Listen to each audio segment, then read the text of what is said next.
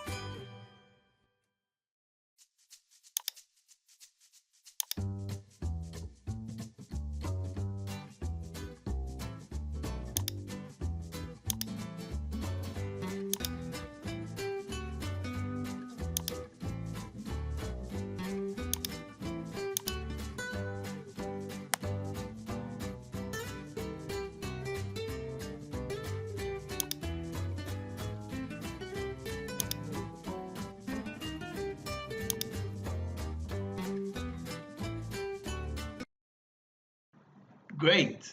So now it's time to take away the unwanted parts.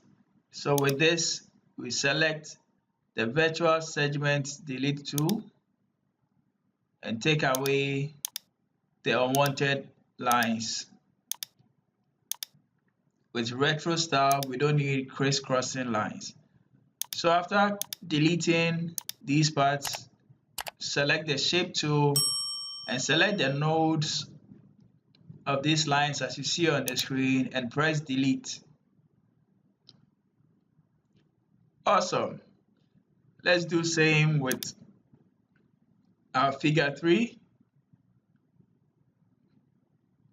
Again, we select the virtual segment delete tool to take away the unwanted parts.